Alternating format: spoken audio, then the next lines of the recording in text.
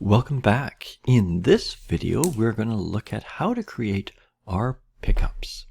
So at the moment, our game isn't too much. We can move our ball around, hit the walls, and that's about it. So we're going to create the next element in our game, the objects that we will be able to pick up. So they are simply going to be cubes. So again, we could come up here and game object, 3D object, so on. You might have noticed they are down here as well. So I'll just go down here this time, 3D object, a cube, and our cube will exist there. Now, it doesn't matter its position at the moment. In fact, its position here is fine. It is a little big, okay? I'm going to set that to be 0.5, 0.5, 0.5, okay? And give it a name. And I think I'll call it pickup. And so that's all we really have to do. It's just sort of sitting there. Now I might sort of look at it in terms of its height. Okay, it's a little high off the ground. I think, if I remember correctly, like 1 unit is probably pretty good there. The color is a bit drab, so I would go into my materials. Now I've already actually created a pickup material. I simply went new material. Right, so plus material, called it pickup material, turned it to red, and I'll apply that onto that object. So now it's red, stands out a little bit.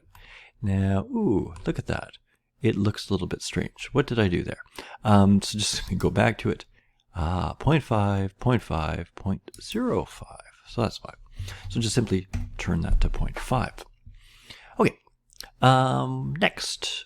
We have this just sort of sitting here. We play the game and it will just sit there and we can run into it.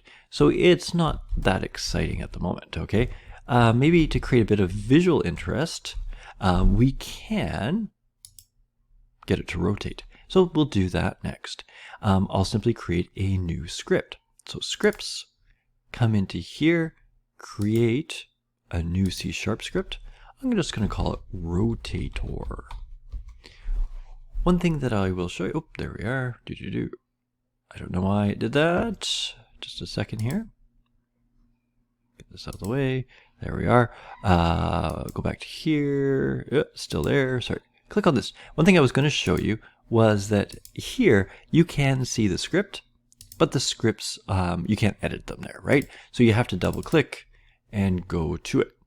Very, very basic script here, right? Our starting point. We actually don't need to start. I might as well get rid of that. Not critical, but might as well. We're just going to simply get it to spin.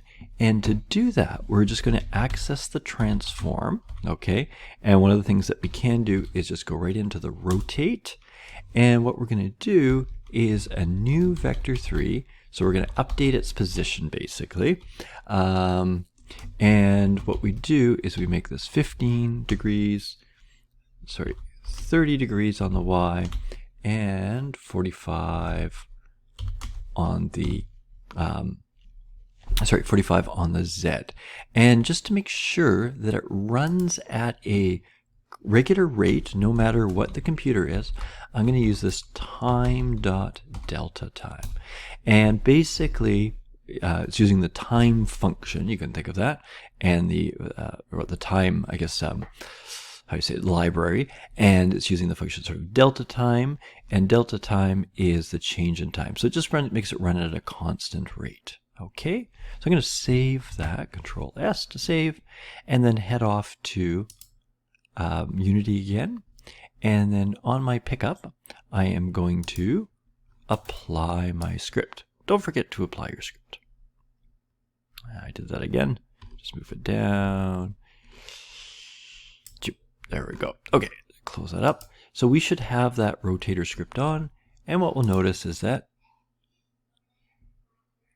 it rotates. Okay, perfect.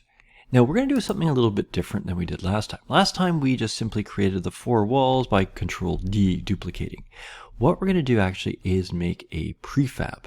And a prefab is a prefabricated. So it's made beforehand, and then we can bring in as many as we want. It does have a special property, though, that if we make a change to 1, or we make a change to the prefab, it makes a change to all of them.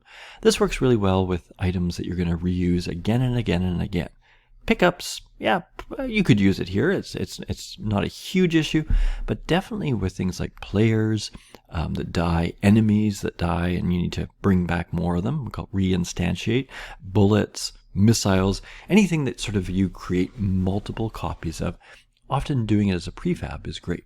So I'm going to come back to my assets folder, and in my assets folder, I am going to create a new folder, subfolder, I guess, and I'm going to call that prefab. We're only going to have one, but you know, maybe our game's going to become even better later on, so we're going to put more of them in there. So I'm hoping for prefabs. We do have to make this into a prefab. We don't have to do anything special. We just need to drag that game object into our asset folder. It doesn't even have to be in the prefabs, right? It could just be in the assets, but obviously we want to be organized. We put it in the prefabs. Let go. And now it's a prefab. You'll notice it's this sort of turquoise color, okay? And in fact, if we want to make a modification, we can open the prefab, like it says, for full editing support. We won't do that quite yet. We will do that in a minute. I'm just going to sit there and drag these guys in. Okay, and I can put them anywhere. I'm going to bring a bunch in, okay? And they're all basically clones of that original, okay? So wherever I put them, how many got? Maybe one more. I give myself a 10, right? I got 0 and then 1 to 9, so that's 10 of them. So I put 10 objects in the game. You could arrange them better than I did. Let me show you that power of the prefab. If I go click on here and I click on open prefab, and I said, these are all too small. There's my prefab. They're all too small. I want them bigger. I can just go and all of them change. Okay, I don't have to go and make a specific change to each of them. Okay, they will all change. Now, but they all act as individuals as well. Okay, so if we do want to change something later on, just of one of them, we can still do that. But they all sort of follow this basic plan. So that's really, really useful. Okay, so if you want to go back out of this, just click on this arrow and you're back into this. Now, having said that, they look like they're at different heights. This one looks like the one we wanted. And so this guy here, I think that's the one that was above. Yeah, that was floating at 1. All of these rest are at what, 0.25 or something. I don't know what they're at. Okay, yeah. Let's set them all to being 1 above. Okay, so what we just have to do is we just click, hold shift. We can click, that selects all of them. And I think this one was already okay. If I wanted to include that one, I could hold control down. This is showing that they are all the same through rotation, all the same through scale, but they're different in X, Y, and Z. So I'm just going to set that all to 1, and you can see they've all popped up. Okay, perfect. That's looking good. If I hit play just to make sure, they should all be rotating. They're all rotating. Great. Now, one thing that we should do before we sort of finish this section up, you know what I'm going to say? Well, we got all of these here, right? Let's create an empty. So again, you can create an empty here, create empty. Biggest thing, that's right, reset the position. Okay. And probably give it a good name. So I'm going to call it the pick up. Whoops. Caps lock is on. So pick up empty. And I will just simply hold shift, select, hold control, select, and throw all of them into the pick up empty. Again, just a matter of coordination. These ones I wouldn't change the names of. Doesn't matter. They all have unique names by that number, and that's going to come up in the next section there. Why that's not important. We can sort of get around that. We can't have them named the same. Just like we can't have variables named the same, we can't have game objects named the same. So they're all similar named, and we can't give them a specific name. Other than that, that's fine. We'll just close that up. Make sure we save. And I think that's good for this. So next we'll do some scripting so that we can actually get our player to pick up the pickups.